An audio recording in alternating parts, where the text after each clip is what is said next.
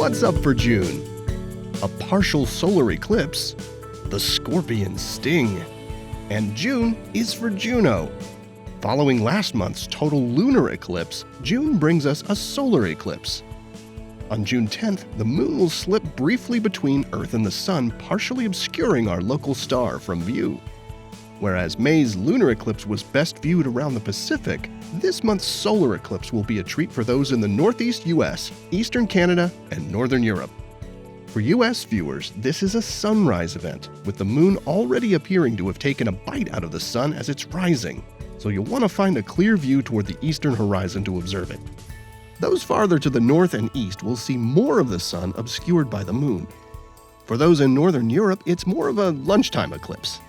Wherever you are, please review eclipse safety practices and never look at the sun without proper protection for your eyes. On summer evenings, you may notice a curved grouping of stars crawling across the southern sky, among them a brilliant red beacon. This is the constellation Scorpius, the Scorpion, and beginning in June, it's the prime time to look for it. This grouping of stars has been thought of as having the shape of a scorpion going back to ancient times in the Mediterranean and Middle East. In the Greek myth, the scorpion's deadly sting brought down the great hunter Orion. And that's why, the story goes, we find them on opposite sides of the sky today.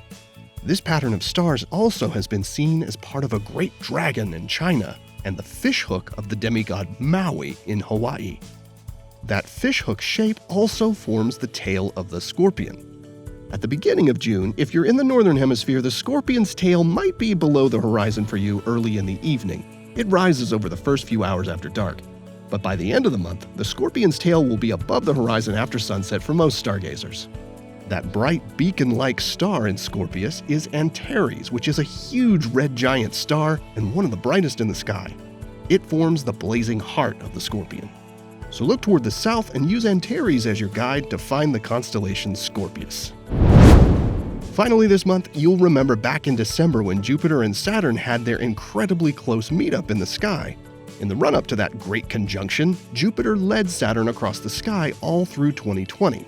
Well, 6 months later, the pair continue to move farther apart, and now Saturn has the lead position as the two planets rise and set. Look for them in the east after midnight or toward the south at dawn. And for more Jupiter excitement in June, NASA's Juno spacecraft is making its next close flyby over Jupiter on June 8th. And this time it will also make a low-altitude flyby over the planet-sized icy moon Ganymede on June 7th. This is the first of several planned flybys of the Jovian moons by Juno over the next couple of years that include encounters with icy Europa and volcanic Io. Here are the phases of the moon for June. You can catch up on all of NASA's missions to explore the solar system and beyond at nasa.gov. I'm Preston Dykes from NASA's Jet Propulsion Laboratory, and that's what's up for this month.